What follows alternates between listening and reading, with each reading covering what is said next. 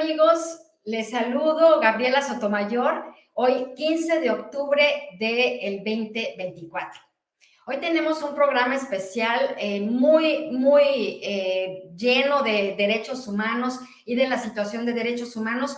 Por eso tengo este fondo aquí, que es la cúpula del Consejo de Derechos Humanos, aquí en Ginebra, Suiza. Y en esta cúpula, que es de Miquel Barceló, es la que está la sede del Consejo de Derechos Humanos de la ONU. Hubo una sesión muy intensa, muy larga del Consejo y se dieron las últimas resoluciones y yo les quiero hablar de esas resoluciones, pero primero vamos a tomar los otros temas que son de más importancia. Para empezar, vamos a hablar de los ataques de israelíes en Gaza y en Líbano. Después vamos a hablar sobre la orden de aprehensión contra Evo Morales. Vamos a hablar de los derechos humanos en Rusia, de los derechos humanos de los migrantes y después vamos a hablar sobre los derechos humanos en Venezuela y tenemos a un invitado especial que es un experto en el tema, que es Donovan Jiménez, que nos va a acompañar para la entrevista. Así que no se despeguen de ahí porque va a estar bueno el programa. Entonces, empezamos con los ataques de Israel. Fíjense que esta última semana estuvo marcada por los intensos bombardeos indiscriminados de Israel en contra de Gaza y también del Líbano. Pero en Gaza lo que preocupa muchísimo es que atacaron a un hospital. Hubo 40 muertos en Gaza. La situación de las personas, de los civiles, es desesperada porque ya no hay tantos hospitales para que la gente pueda acudir. Normalmente la gente se siente segura en los hospitales, en las escuelas, pero Israel está atacando un hospital y eso es considerado un crimen de guerra. Entonces, no se entiende porque estaba muy bien señalizado que era un hospital y la razón por la que Israel ataca un hospital de esta manera tan indiscriminada. Por otro lado, también en Líbano, Israel se fue también en contra de instalaciones de Naciones Unidas, se fue contra los cascos azules en Líbano y eso también es considerado un crimen de guerra. Los ataques contra la gente, contra los civiles, siguen de manera desproporcionada en Líbano y lo que nos dicen los expertos de Naciones Unidas es que una cuarta parte del territorio del Líbano está bajo órdenes de evacuación. Israel tiene la obligación de advertir a la población que va a bombardear y la población tiene algún tiempo para evacuar. Pero imagínense que una cuarta parte de todo el país está bajo órdenes de evacuación. Entonces, el caos que se da en Líbano, la gente, el sufrimiento de los civiles, de los niños, aproximadamente hay 1 millón de personas desplazadas internas en el país, así que la situación es verdaderamente preocupante. Después nos vamos a Bolivia y resulta que Evo Morales, el expresidente, pues tiene una orden de aprehensión por violador, porque violó a una menor de edad dejándola embarazada. Bueno, como cualquier violador, tiene que enfrentar a la justicia y hay una orden de aprehensión contra él, o sea que hay evidencias claras de que él fue un violador y que violó a esta chica. Ahora, algunos de los seguidores de Evo Morales en el país han amenazado con hacer manifestaciones y si va a la cárcel, pero con todo y las manifestaciones y con todo y que la gente reclame, un violador es un violador y un violador tiene que enfrentar a la justicia y un violador tiene que rendir cuentas. Así que esperamos que la justicia haga su parte y pueda llevar a Evo Morales y bueno, en el debido proceso y que pague por el crimen que cometió. No por ser el presidente o el expresidente de un país tiene derecho a abusar de una menor. Bueno, nos seguimos con otro tema y esto sí, yo les quiero contar un poco lo que pasa aquí en Ginebra, porque es a veces no se conoce la acción del Consejo de Derechos Humanos. Y bueno, no es las acciones, las resoluciones del Consejo no son vinculantes bajo el derecho internacional humanitario, pero el derecho internacional de los derechos humanos, pero sí ejerce una presión moral sobre los países que nombra. Entonces, ya hubo toda una sesión del Consejo de Derechos Humanos y al final se tomaron resoluciones, se tomaron decisiones sobre una cantidad de temas, sobre Sri Lanka, sobre el Congo, sobre los derechos de los indígenas, de los pueblos indígenas, de la mujer, pero yo rescaté algunos que que me parecieron los más importantes. Uno es la extensión del mandato del relator especial para investigar serias violaciones de derechos humanos en Rusia. Claro que, como ustedes recordarán, y se los recuerdo al público, el presidente Putin, Vladimir Putin, tiene también una orden de aprehensión contra él por crímenes de guerra y también por crímenes de lesa humanidad. Entonces, el relator especial para Rusia hizo un informe y el Consejo dictamina que este relator tiene que seguir con sus trabajos porque están documentando serias violaciones, especialmente sobre la libertad de expresión, sobre la libertad de asociación, sobre la libertad de prensa. Hay una cacería en contra de los opositores, incluso han llegado a documentar ejecuciones arbitrarias o detenciones arbitrarias de opositores al régimen de Vladimir Putin.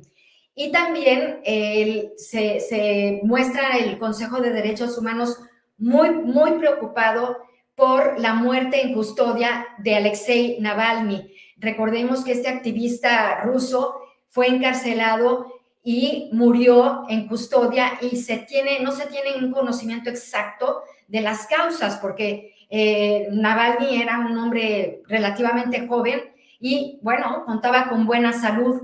Entonces, piden al relator especial también que investigue mucho más a fondo cómo estuvo la muerte de Navalny en custodia del gobierno de Vladimir Putin. Vladimir Putin, ya sabemos que bueno, no se cansa, es una persona que su gobierno no tiene ningún miramiento contra los opositores y entonces es necesario que se documenten para que algún día pues puedan llegar a la Corte Internacional de Justicia o a una Corte Internacional, pues para que pueda rendir cuentas el gobierno de Putin. Suena difícil, pero los grandes violadores de derechos humanos sí han tenido que enfrentar a la justicia internacional, así es que pues no importa que se tarde la justicia, pero la justicia pues va a llegar. Otro tema que también el Consejo de Derechos Humanos adoptó una resolución es sobre el tema de la migración. Y yo quiero traer el tema de la migración a la mesa porque fue impulsada por México esta resolución. Entonces, México y otros países que apoyan la resolución sobre los migrantes apoyan los derechos humanos de los migrantes, dicen que los migrantes contribuyen a la sociedad, que deben de respetarse sus derechos, que deben de respetarse también su derecho al trabajo, que pueden ser promotores del cambio en muchas partes del país, en donde son acogidos, que pueden traer nuevas soluciones a la mesa, que pueden traer también más trabajo. Y entonces la resolución habla del respeto a los derechos de los migrantes. Entonces, esta resolución México la enfoca mucho hacia los Estados Unidos, que es el principal lugar de destino de la migración de México. Pero se les olvida que la migración también, México también es un país de destino, de tránsito y de llegada de los migrantes.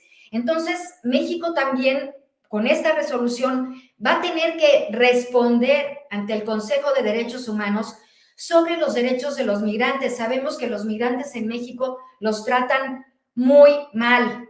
Hay pocos recursos, por ejemplo, para la Comar, hay muy pocos recursos para los migrantes, no se dan los fondos necesarios para recibir, para la acogida de los migrantes, para separar también a los niños, para darles cobijo a mujeres, separarlos de los hombres, como que no hay una política bien definida de México con respecto a los migrantes. Sabemos lo que pasa en el norte del país, sabemos lo que pasó también con los migrantes en el norte del país, que murieron calcinados en uno de los refugios para los migrantes. Entonces, México sí es muy exigente y claro, hay que exigir por los derechos de los migrantes en Estados Unidos, pero también por los derechos de los migrantes en México y también por los derechos de los migrantes venezolanos en América del Sur y por los derechos de los migrantes en todas partes a donde vayan. Los migrantes tienen derechos que deben de ser respetados y el Consejo de Derechos Humanos levanta la voz sobre este asunto. Y ya para terminar, les hablo sobre la resolución de Venezuela.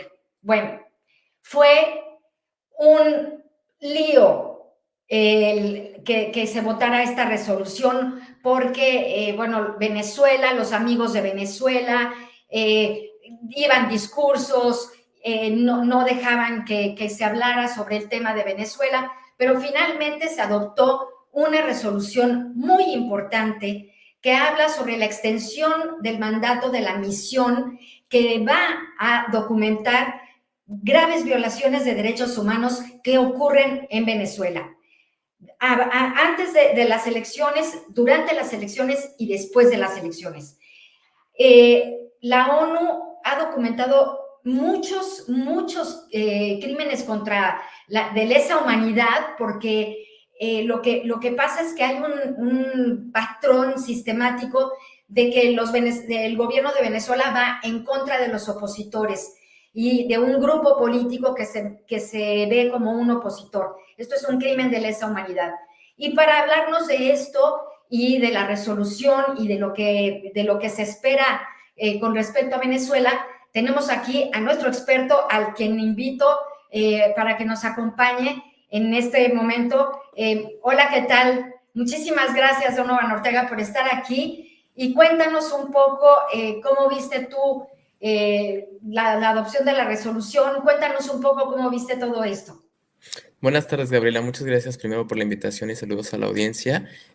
Bueno, esta resolución, primero me presento, soy Donovan Ortega de la Organización Mundial contra la Tortura. Hemos estado siguiendo muy de cerca la situación junto con nuestros socios en el territorio a partir de los hechos de la elección del 28 de julio. Entonces, esta resolución llega en un momento clave, ¿no?, para la situación de derechos humanos y la crisis política tan grave que atraviesa Venezuela, ¿no? La discusión se llevó a cabo, como seguramente lo hablaron, ¿no?, el viernes pasado en la sesión del Consejo de Derechos Humanos, ya en un momento clave, dado la falta de apertura que tiene el Estado venezolano ante las instancias internacionales. Entonces es entre este contexto de gravedad, una celebración para las víctimas, dada la importancia que requiere seguir con la transparencia, con la rendición de cuentas ante los mecanismos internacionales. Entonces, es una resolución que nos parece fundamental también, porque en el debate y la misión internacional que tú sabes de hechos para Venezuela, determina los que se están llevando a cabo crímenes de lesa humanidad en el país. Y esto es fundamental, seguir documentándolo, denunciándolo y principalmente buscando mecanismos de acción para la protección de las víctimas y de cualquier persona que en el momento de la crisis actual se está viendo vulnerabilizada y violada por sus derechos. Oye, y la misión de verificación de hechos habla de responsables, ¿verdad? O sea, ya en un informe nos dice quiénes son los responsables de estos crímenes. Y cuéntame un poco, desde la visión de la Organización Mundial contra la Tortura, ¿cómo está la tortura en Venezuela? ¿Cómo está este asunto específicamente? Gracias por la pregunta, Gabriela. Sí, la situación realmente que nosotros hemos documentado no es reciente. Algo Ujú. importante que decir es que es cierto que a partir del contexto postelectoral, la situación se ha agravado de una manera muy preocupante, ¿no? Inclusive el propio gobierno ha reconocido que hay más de 2.000 personas en detención, ha habido 25 personas reconocidas como fallecidas en los procesos de manifestación y protestas postelectorales, y el mecanismo, uno de los mecanismos principales que se está utilizando en los procesos de detención arbitraria y para la privación de libertad de personas opositoras o manifestantes es la tortura.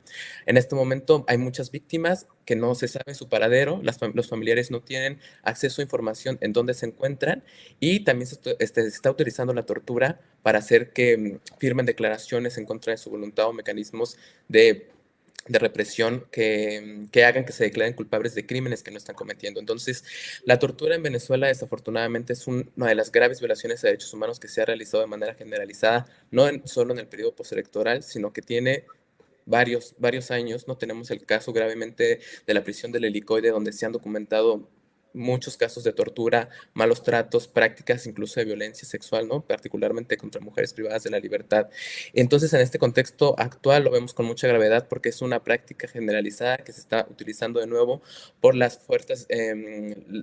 instancias de inteligencia del gobierno venezolano en contra de manifestantes, de personas consideradas por el gobierno como opositoras, entre las que se encuentran personas defensoras de derechos humanos, periodistas, académicos, y es una situación bastante grave, ¿no? Que la propia misión ha reconocido como una de las prácticas que se están estableciendo en este contexto de crímenes de lesa humanidad, como lo está llamando también.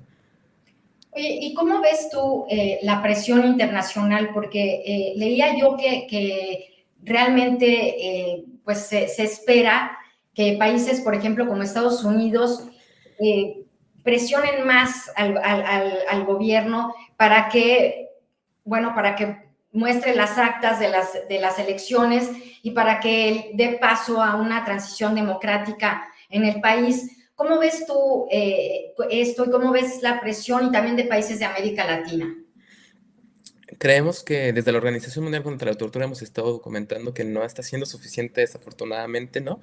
La labor que tiene que realizar la comunidad internacional, que en este momento es esencial, ¿no? Ante el cierre del espacio cívico en el país, ante la falta también, como hemos visto, ¿no? De diálogos transparentes y claros a nivel bilateral o multilateral, no está siendo suficiente, ¿no? Hay muchas representaciones diplomáticas que en las semanas posteriores o en la propia semana de las elecciones dejaron el territorio, y eso también está poniendo en una situación de vulnerabilidad muy grave no solo a la población venezolana, sino también a personas de otros países que residen en Venezuela, ¿no? Entonces, nos parece que esta resolución y el llamado, ¿no? A través del Consejo de Derechos Humanos a la comunidad internacional es evidente, ¿no? Tiene que haber una reacción mucho más eficaz, más eficiente, más coordinada también entre los distintos países que tienen un interés, ¿no?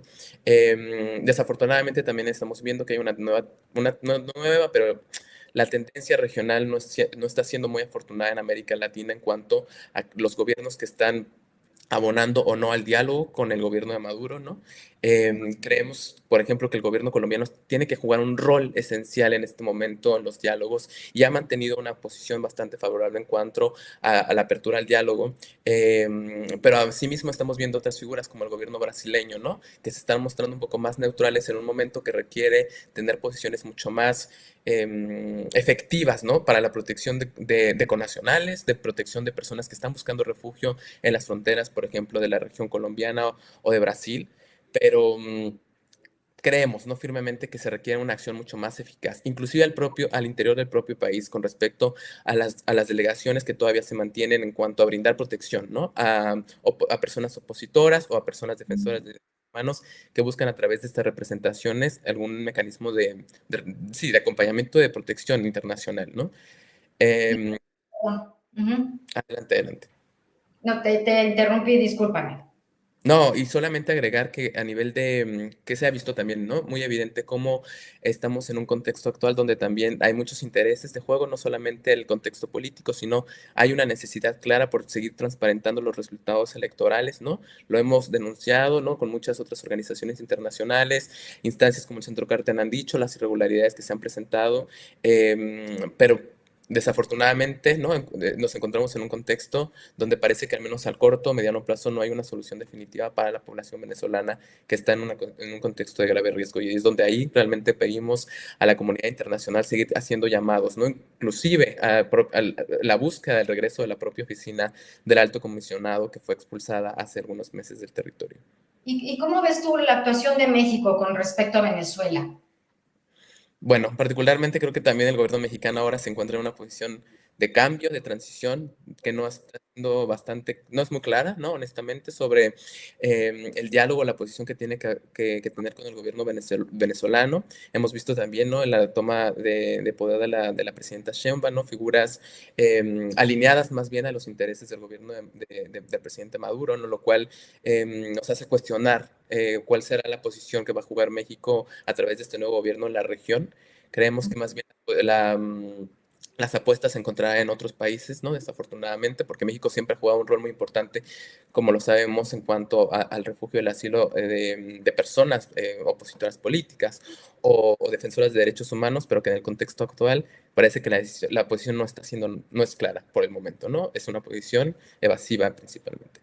Y porque México, bueno, era un ejemplo en su política exterior, era muy tirado para adelante, ¿no? Muy defensor de derechos humanos en el contexto del Consejo, pero desde el sexenio pasado del presidente López Obrador y sigue, pues como que sí vemos que México va para atrás con respecto a la defensa de derechos humanos en América Latina, bueno, y en el mundo, porque sus votaciones, sus intervenciones, pues dejan que desear, ¿no?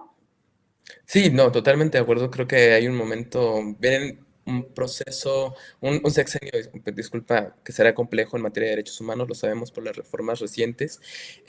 Lo que sí creemos es en este contexto más, ¿no? Haciendo el llamado a la comunidad inclusive solidaria en México, de organizaciones y movimientos sociales, instancias, a seguir abonando al diálogo, ¿no? Para la resolución de esta crisis de derechos humanos en Venezuela, que en este momento requiere actores con capacidad regional bastante fuerte, con reconocimiento como lo ha sido México en muchos otros espacios de negociación. Incluso, ¿no? Sabemos que acaba de ser elegido como miembro nuevamente del Consejo de Derechos Humanos, entonces tiene que jugar un rol sumamente clave, ¿no? En las discusiones, en las posibles nuevas renovaciones de resoluciones sobre el caso venezolano, en continuar apoyando al menos a nivel multilateral y evidenciando la crisis que está sucediendo en el país. No tiene que tomar el compromiso con los derechos humanos de una manera mucho más eficiente y directa.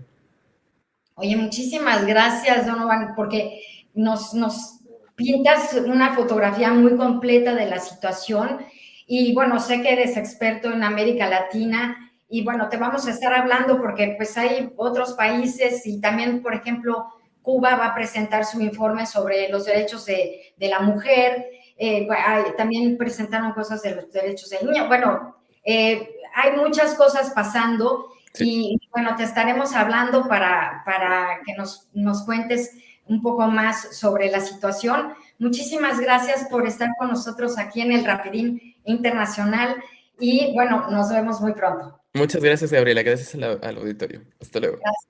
Hasta luego. Bueno, pues, ¿qué tal? Pues ya casi llegamos al final de este programa. Ha estado muy movido, muchas cosas que pasan bajo esta cúpula maravillosa en el Consejo de Derechos Humanos, muchos discursos, muchas palabras, muchos también se ve a los diplomáticos que van en el pasillo y se secretean y se dicen y a ver cómo van a votar y es todo bueno, una situación muy interesante de observar cómo se va desarrollando el Consejo y cómo también se toman las decisiones, se hacen las votaciones y cómo también son los países ventaneados y balconeados aquí, porque los violadores de derechos humanos, pues aquí se denuncian. Entonces, pues es importante la labor de este consejo,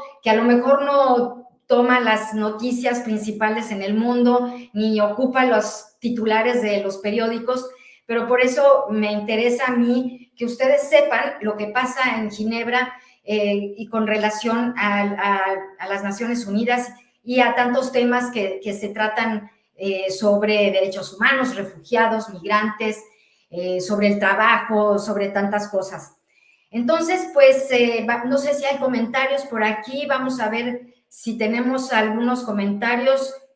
Laura Lauras nos dice que Israel está atacando los hospitales y cascos azules diciendo que son usados como escudos humanos por sus enemigos. Es un crimen. Israel ahora es el exterminador. Sí, Laura, coincido contigo porque siempre tienen de pretexto que son escudos humanos y siempre tienen de pretexto lo mismo, pero atacar un hospital bajo ninguna circunstancia está permitido por el derecho internacional humanitario, bajo ninguna circunstancia. Un hospital es un hospital y punto, y debe ser respetado. Israel es un crimen, hace un crimen de guerra al atacar a un hospital. Mari Comparán, ¿qué tal, Mari? ¿Cómo estás? Siempre aquí con los rapidines, muchísimas gracias. Gaby, entre el conflicto de Israel y ahora China haciendo ejercicios militares rodeando a Taiwán, ¿crees que esto pueda ser el principio de una guerra a gran escala? Pues mira, Mari, esperemos que no, esperemos que no. Yo pienso que China está presionando, asustando a Taiwán con estos ejercicios militares. Ha hecho durante varios años los ejercicios. Últimamente, en los últimos años, ha rodeado más a la isla de Taiwán, pero esperemos que esto sea nada más una presión de China contra la isla, pero Taiwán tiene muy claro que ellos son Taiwán y que no son China, y que van a tener y defender su independencia bajo todas circunstancias. Entonces, esperemos que estos ejercicios militares no salgan de eso. Josefina Espinosa, Gaby, ¿cuál es la solución para tantas cosas tan graves que pasan y siguen cada día más delicadas situaciones? ¿Cuál es la situación? La solución, bueno, Josefina, yo quisiera tener la solución aquí en mis manos, pero pues desafortunadamente no la veo más que la denuncia en organismos internacionales sobre lo que está pasando, la documentación de las graves violaciones de derechos humanos, porque todo eso sirve como evidencia para una corte internacional o para un juzgado internacional, una corte internacional de justicia. Entonces, bueno, se espera que estos países y sobre todo los gobernantes que son los responsables de estos actos inhumanos, pues rindan cuentas y los lleven ante la justicia. Pero lo primero que se debe de hacer es la denuncia y la documentación de los hechos. Y eso es lo que se está haciendo. La solución, pues no sabemos si es cuándo llegará, pero de eso depende también la presión de la comunidad internacional para que los países que violan, los gobiernos que violan derechos humanos como el de Rusia, como el de Venezuela, que tengan que rendir cuentas ante la justicia. Pero, bueno, es difícil a lo mejor pensar que Putin puede dejar el poder o que alguien puede lograr que deje el poder.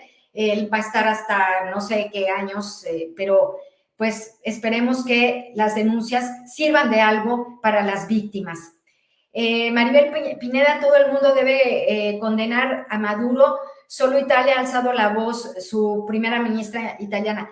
Sí, la primera ministra italiana ha alzado la voz contra Maduro, pero también aquí en el Consejo alzaron la voz contra Maduro, contra militares y contra grandes violadores de derechos humanos que, como nos decía el entrevistado, pues son responsables de tortura, ejecuciones arbitrarias, extrajudiciales. Entonces, sí, también aquí en el seno de Naciones Unidas se condenó los actos del gobierno de Nicolás Maduro. Gus nos dice que Israel solo se defiende, estaban muy a gusto en su festival cuando llegaron los criminales de Hamas.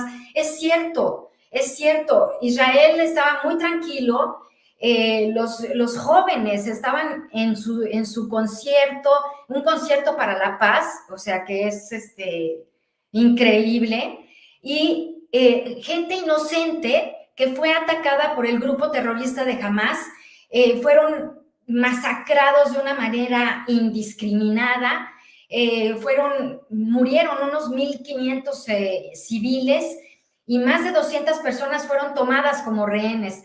Entonces, este es la causa de la guerra de Israel contra Hamás y ahora va contra Hezbollah en el Líbano. Pero no se justifica tampoco que Israel ataque hospitales, ataque a escuelas, ataque a la población civil que es inocente de estos actos de Hamás y de Hezbollah. Se espera que sean mucho más dirigidos sus ataques hacia los grupos terroristas y no contra la población civil y cause lo que está pasando. Por ejemplo, Gaza está devastada, 60% del territorio ha sufrido deterioro por los bombardeos. Imagínense, 60% de las instalaciones de las casas de Gaza pues no sirven, están inservibles. Entonces, de aquí a que se reconstruye, eso va a tomar muchísimos años. Mama Mora dice que no hay gente ilegal, hay gente sin papeles, pero incluso la gente sin papeles tiene derechos humanos, pero nadie es ilegal. Totalmente de acuerdo, nadie es ilegal. La gente tiene o no tiene documentos, pero nadie es ilegal y los derechos de los migrantes con o sin documentos deben de ser respetados. Pues llegamos al final de esta emisión del Rapidín Internacional.